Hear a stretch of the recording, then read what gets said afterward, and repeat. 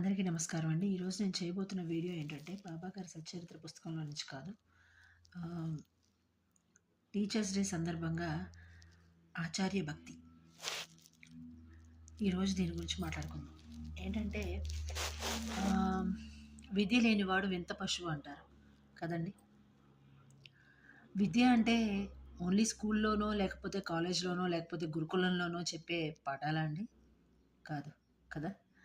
ఎందుకంటే ఎంత గొప్ప మనిషైనా, ఎంత ధనవంతుడైనా, ఎంత బలవంతుడైనా ఆహ్, ఒకవేళ జ్ఞానమో లేకపోతే ఆహ్, సరైన సమయానికి సరైన నిర్ణయం తీసుకోలేకపోతున్నాడు అంటే, అతన్ని విద్య లేనివాడిగానే అంటారు. అందుకే భగవంతుడు అన్ని చోట్ల ఉండలేక తల్లిని సృష్టించాడంటారు.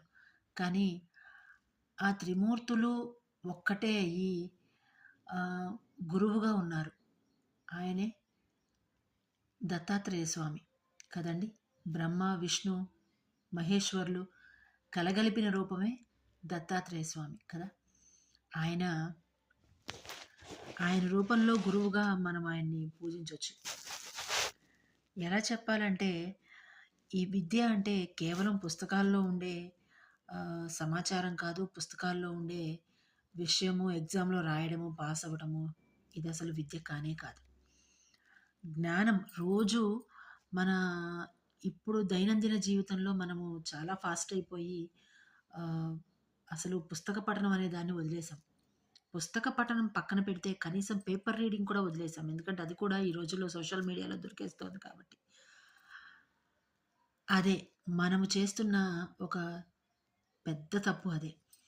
ఎందుకంటే ఇప్పుడే కాదండి. పాత రోజుల్లో కూడా చాలా గొప్ప గొప్ప వాళ్ళు కావచ్చు. సాక్షాత్తు రాజ్యాన్నేలే రాజులు సైతం కాసేపు ఆహ్, ఒక స్టడీ రూమ్ అంటే ఒక గ్రంథాలయం లాంటి దాంట్లో కాసేపు వాళ్ళ యొక్క ఆహ్, పుస్తక పఠనాన్ని ప్రతిరోజు చేసేవాళ్ళు. ఎందుకనంటే జ్ఞాన సముపార్జన చేసుకోవాలి. ఎందుకంటే రాజు అంటే ఒక దేశాన్ని పాలించేవాడు. జ్ఞానం ఎంతో అంతో ఉండాలి కదండీ! మంత్రులు చెప్తారు. కానీ మనకంటూ జ్ఞానం ఎంతో అంతో ఉండాలి.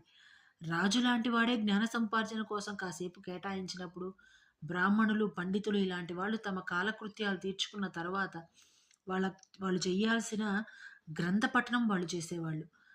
అందుకే వాళ్ళు అంతంత శాస్త్రాలని లేకపోతే ఉపనిషత్తుల్ని అన్నింటిని ఆహ్, అధ్యయనం చేయగలిగారు. అలాగే అష్టాదశ ఆహ్, అవదా